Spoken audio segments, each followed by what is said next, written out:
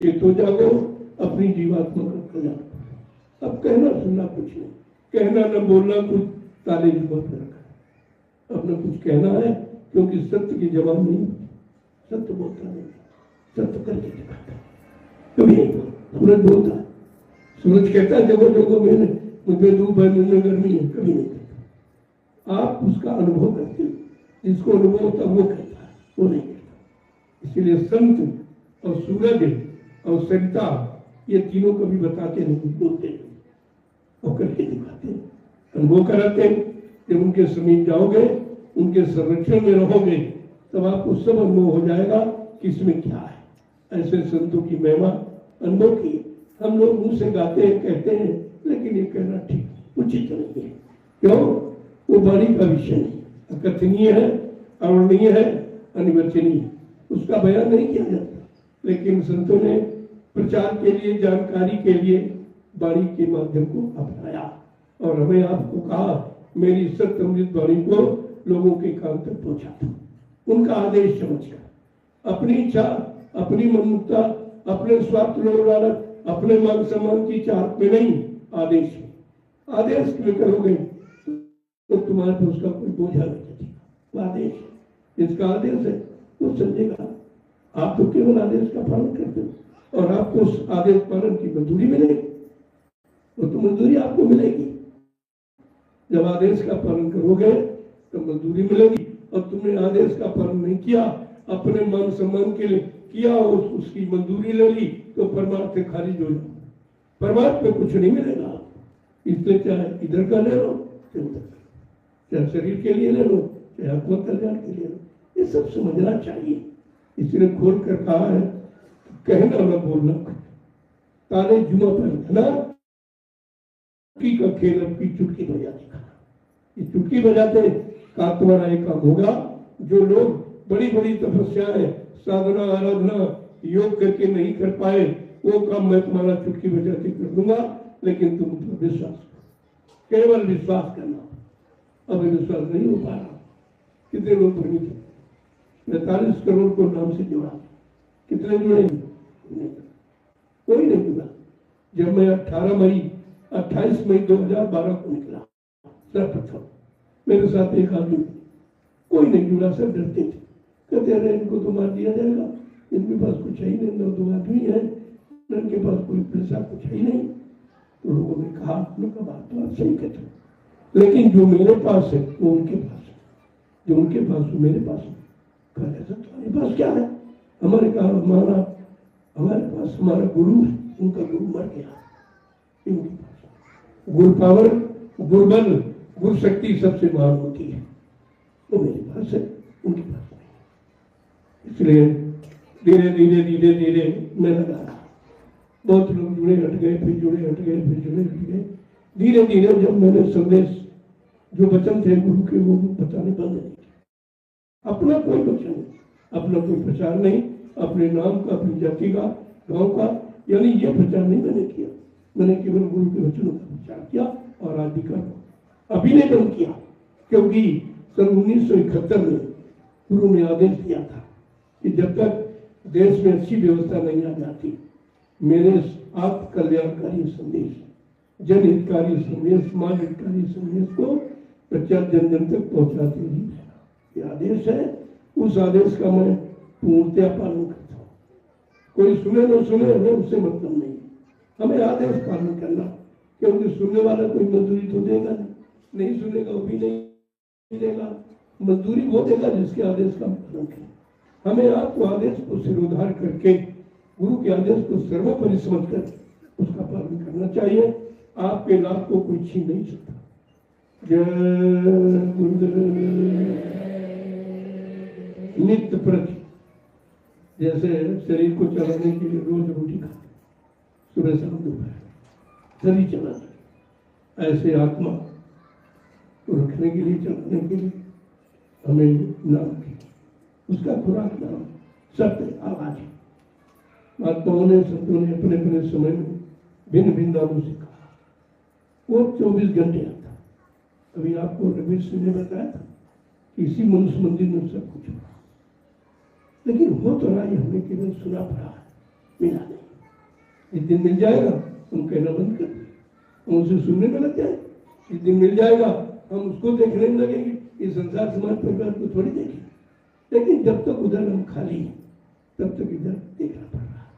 लेकिन धीरे धीरे जैसे संसार को आपने एक बार की थोड़ी देखी, माँ बाप ने बताया, इशारा किया, रिश्तों को बताया, साधनों को बताया, जमीन जायदाद घर मकान सब बताया, तो उनके बताने पर आपने विश्वास कर लिया, तो धीरे धीरे आज उनको आप अपना मान रहे हो।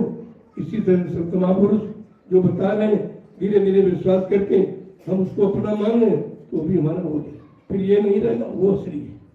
अब असली नकली की पहचान बगैर देखे भिन्न हो प्रतीति और बिन प्रतीत हो नहीं प्रीति। बिना देखे तो विश्वास होता ही, अभी विश्वास नहीं है। उस विश्वास को दृढ़ता मजबूती के साथ हम पकड़े हुए उसको। ये विश्वास हो रहा जो कह रहे हो सत्य है, लेकिन पूर्ण सत्य उस दिन होगा जिस दिन कहा सिद्ध हो जाएगा और हमको वो चीज मिल जाएगी। हम पूर्ण विश्वास, जैसे पूर्ण विश्वास आपका हुआ तो अपने विश्वास को लोगों तक आप प्रचार करने लगे, पहुंचाने लगेंगे। अभी तो गुरु के वचनों पर विश्वास, तो वचनों का प्रचार कर रहे हो। ऐसे गुरु ने जो साधना के बारे में आपको बताया, जब उस पर विश्वास हो जाएगा तो उसको लोगों को बताएंगे। लेकिन कब बताने का आदेश हुआ? अगर 10 रुपए आपके पास तो आप जेब में छिपा के बताते नहीं। दौलत बताइए, ये तो भौतिक जगत की दौलत है। अध्यात्म जगत कैसे कोई बता देगा? कहा है नाम धन, लेकिन ये नहीं बताया कि नाम धन क्या है। और बताया तो आप पर पाबंदी लगा दी, देखो मैंने तो तुमको बता दिया, लेकिन तुम किसी को मत बताना जब तक तुमको न मिल जाए। जब तक तुम्हें न मिल जाए तब तक मत बताना, न लोग हंसी उड़ाएंगे, मजाक उड़ाएंगे और तुम सिद्ध कर नहीं पाओगे, क्योंकि तुमको मिला नहीं। तो तुम्हें क्रोध आ जाएगा, हो सकता है तुम भी छोड़ दो। यही हुआ लोग किताबें पढ़ के बताने लगे, अब मिला है नहीं, तो लोगों ने तर्क वितर्क किया कि भाई क्या तुमको मिला है कि पढ़ा है? पढ़ा हुआ सुना रहे हो कि पाया हुआ कह रहे? क्या नहीं भाई पाया तो का तो झूठ। लोग कहते नहीं तुम्हारा देखा सुनो कुछ झूठ बोलते हो। अगर आंख का देखा कान का सुना दोनों नहीं है तो झूठ है। अभी ना तुम्हारी आंख का देखा है न तुम्हारे कान का सुना, तो अभी उस दृष्टिकोण से झूठ है, क्योंकि हमको मिला है। अब यह है विश्वास है कि अगर होता ना तो बताते, वो तो सत्य बोलेंगे। अब वो सत्य हमें कब मिलेगा, कैसे मिलेगा, उसके लिए कितना प्रयास करना, कितनी मेहनत करनी, कितना परिश्रम करना, कितना त्याग करना है, ये हमें आपको करना पड़ेगा। बगैर किए कुछ नहीं होगा। इसलिए बात सुनो तो बंद कर। मुझे आदेश न होता तुम कभी नहीं करता, कभी नहीं करता, कहीं जाता नहीं निकल कर अपने आश्रम पर देता भजन कर रहा था। लेकिन जैसे आदेश हुआ कि तुम्हारा कर्तव्य है कि अच्छी वस्तु को हमारी छिपा के मत रखो, लोगों के कान तक पहुंचा दो, मतलब निकल पड़ा। और आज भी उसी आदेश का पालन कर रहा हूं और आपसे उसी आदेश पालन करने की प्रार्थना करता हूं। जय गुरुदेव। नित्य प्रति नागा नहीं करना, चाहे रोटी में नागा हो, काम में नागा हो जाए, मिलने जुलने में नागा हो जाए, नाम की कमाई में नागा। बहुत सरल है, इतना सरल तो किसी युग में अभी किया। कुछ नहीं कर सकते तो 10 माला नहीं बोलते, 10 माला सुबह कर, इतने में आपकी मजदूरी मार लीजिए। देखिए कितना खुश, कितने प्रसन्न है। आज समृद्धदाता हमारे आप पे कितने दयालु कि तुम 10 माला, लेकिन नियम से करो, लगन से करो, मन बुद्धि चित्त को रोक के करो। ये शर्तें हैं। और शाकाहारी बन के, सदाचारी बन के ब्रह्मचारी, एक नारी सदा ब्रह्मचारी और एक पति सती।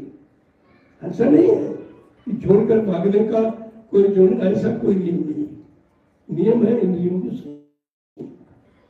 आपको जो चीज मिली है यथा उचित आप उसका प्रयोग कर सकते हैं।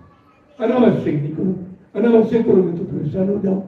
यहाँ अनावश्यक लोग करते हैं, तभी सब तरह से शरीर शक्ति का अनावश्यक दुरुपयोग किया, बीमारियां आ गई, परेशानियां आ गई, दुख तकलीफ आ गई, लड़ाई झगड़े आ गए, दैवी प्रकोप आ गए, दुर्घटनाएं आ गई, अकाल मौतें होने लगी। ये सब उसी का।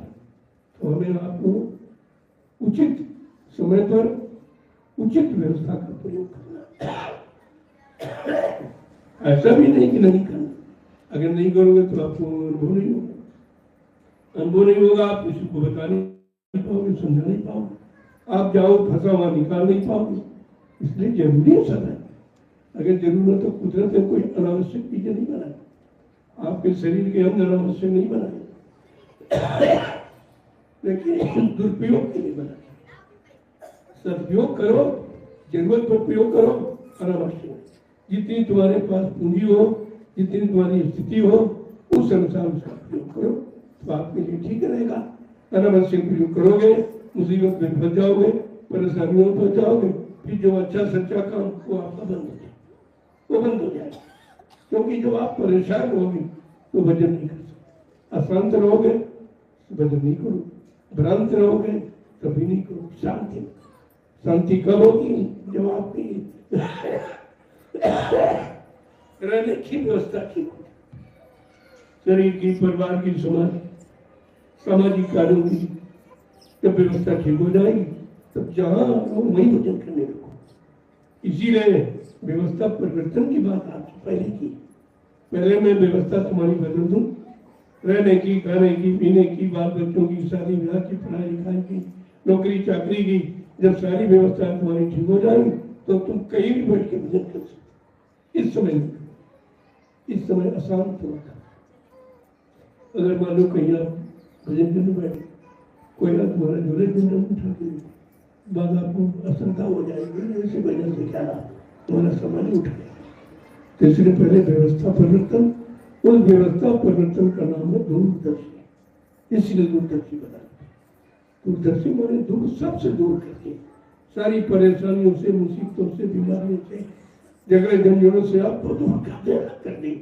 उस व्यवस्था का दूरदर्शी कोई आंटी पार्टी तो संसारी लोगों ने जो जानते नहीं बेचारे के लिए, वो महात्मा की भूमिका क्या जाने, वो तो कहते हैं कि बाबा जी ने क्या कहा।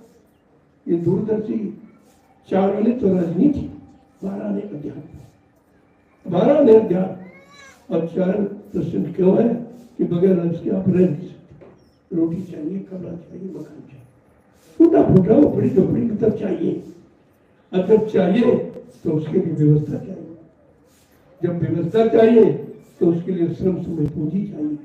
तीनों चीज, बगैर तीनों चीजें कोई चीज मिलती। इसलिए हमारे आपके लिए शांति के लिए, शांति व्यवस्था के लिए सर्वप्रथम सद्गुरु दाता दयालु ने दूरदर्शी का गठन किया। जिस दिन आ जाएगी ये सब व्यवस्थाएं जो आप देख रहे हो बिगड़ सके, लेकिन ये कहा था मेरी इस व्यवस्था पर तुम बुद्धि से कुछ सोच नहीं सकते, न कर सकते हो, न सोच सकते हो, न विश्वास ही कर सकते। मेरी व्यवस्था अच्छी है।